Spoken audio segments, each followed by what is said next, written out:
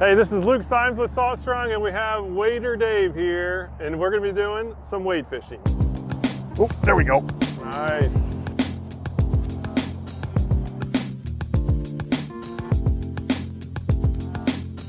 All right, in this video, you're going to see some fun wade fishing, and Wader Dave is going to share some really helpful tips on equipment and just making the most out of your wade fishing trips. So here's the footage. Enjoy. Oh, there we go. Nice.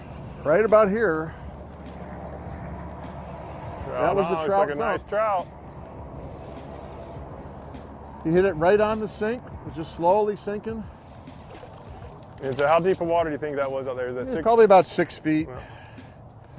Yeah, probably probably 17, maybe 18 inches. Yeah, I might need to get a heavier jig head on. Are you feeling the grass down there? Are you basically taking it right out of the grass? Because depth coverage is crucial. Yeah, well, this is the 1/4 ounce.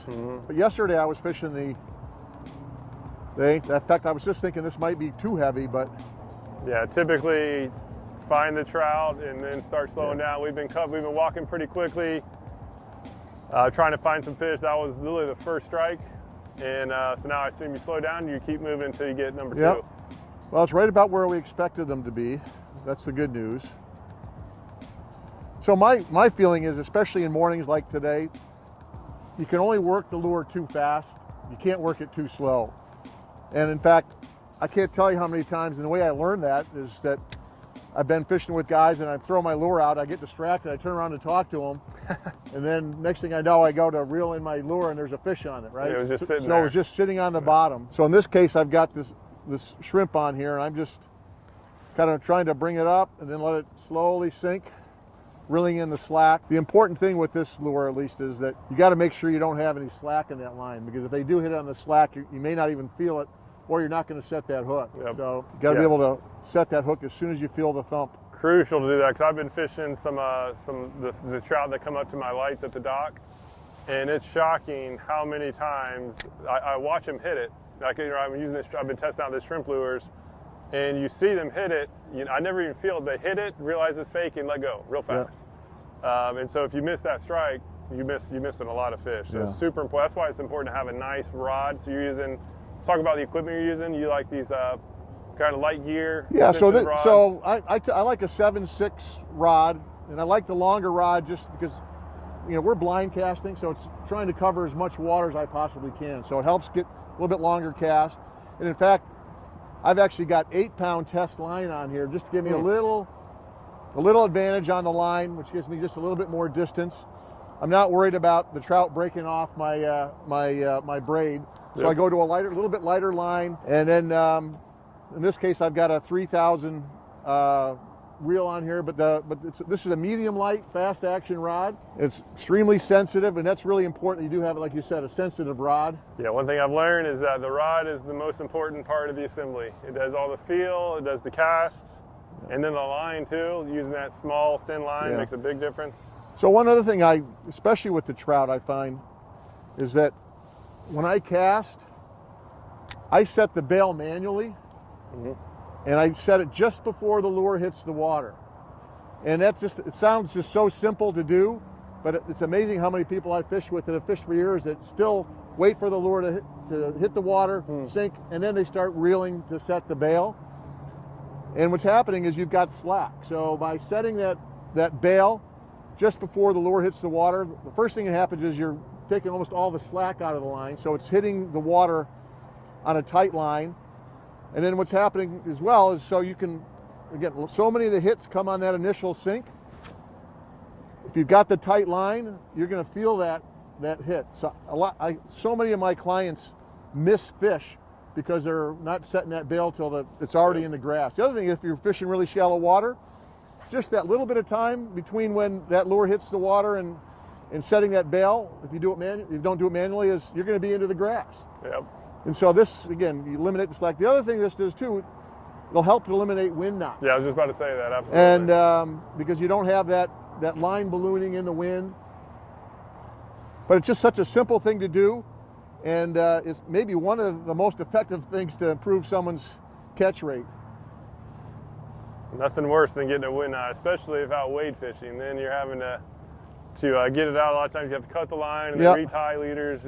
Well, and again, so if you watch, I'm just setting it just before the lure hits the water. And if you know, as I've told most of my clients, if you do it, you know, you may have to think about it for the first half hour. All of a sudden, it becomes automatic, and you don't even think about it. I don't even realize I'm doing it anymore, but it just do it automatically. Yeah, it keeps everything straight, and it's especially helpful in the wind. If you're casting crosswind, you almost really have to. Otherwise, your line's going to really bow out. And again, it's called wind knots for a reason. They happen most of the time when it's windy. And especially if you're going to 8-pound or even lighter braid, it becomes even more important. And I don't usually fish with anything more than 10-pound braid, so I'm fishing light line almost all the time. And what braid are you going with? Was it J braid?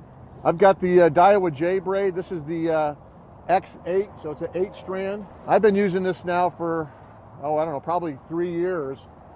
And I actually bought it originally because I was on a fishing trip to Texas and ended up getting spooled and realized I hadn't brought any extra line with me. So I actually ran to a Walmart and I happened to see it there. What attracted me is it was quite a bit cheaper than the Power Pro and some of the other braids there. Yeah.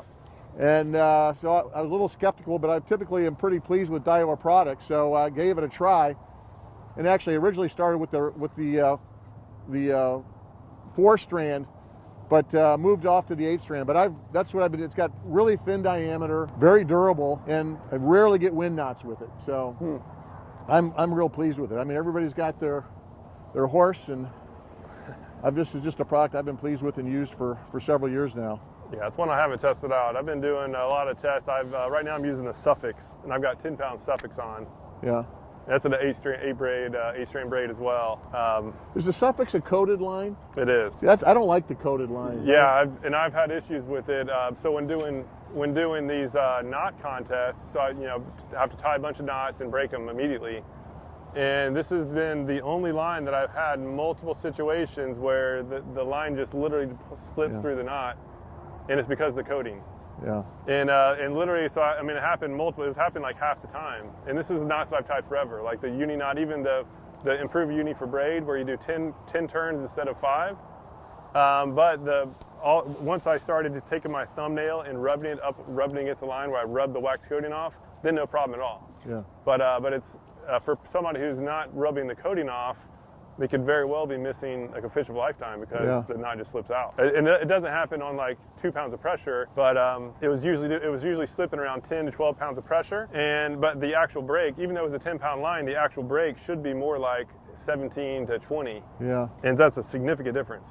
12 to 17 pounds is a huge difference. Well, that's actually one of the other things I've liked about the J braid is it's been pretty easy to tie and hold the knots. Yep. In fact, on the Inner Circle call this past week, I know that someone had brought up the other thing I wanted to talk about too was the leader length. And I know that, I think if I remember, Tony had said that he starts with a fairly short, I think just like 2 feet a leader typically. Yep. And I think you said you may go up to like 24 inches, 26 inches. Yeah, started about 26-ish. Yeah.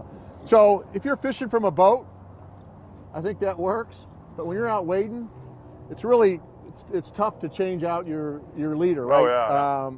And so typically I start with probably, in fact, in this case, I probably got over, but 4, maybe even 5 feet a leader. And I also, when I start out the day, I tie it the night before, and I can tie an FG knot. Yep.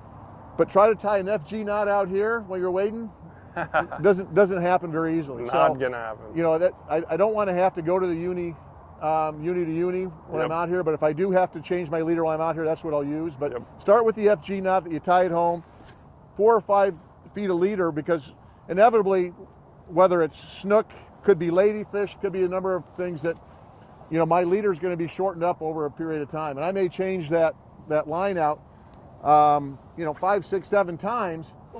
Oh, just missed one. Oh, got him. There you go. Yeah, that's one tip too. He came right back, didn't he? Yeah, when you miss these trout, they will come back and get it a second time more often than not. He doesn't feel like a big one, but oh, that's a nice fish. Oh, it's got a good head shake to him.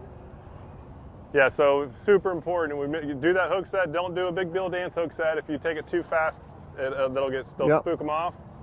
But yeah, I just missed it. I let that bait sink down slowly, and by the time I reconnected, it was on.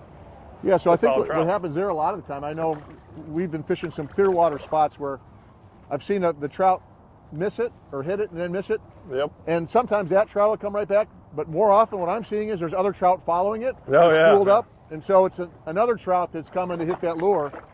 Yeah, if it's not the one, it'll be one of his buddies. Yeah. There he is. Solid fish. It's a shrimp lure that we're testing out, the power prawn. It's the small version. And we'll let this guy, hit this guy and let him go. It's a solid fish. So shortly after releasing that trout, we had the camera off, and that's of course when a bigger fish happens to strike. So we missed the hook set, but here's the fight. Oh, it's actually, I think it's a redfish. Could be. Yeah, It's usually towards the end of the hole here if we get them. solid red. Yeah, this one hit a little bit closer too. It was just cruising right on the edge of this flat. And just taking this shrimp lure, have a little small shrimp. This is, again, we just had a legit cold front come through. And just taking it super slow.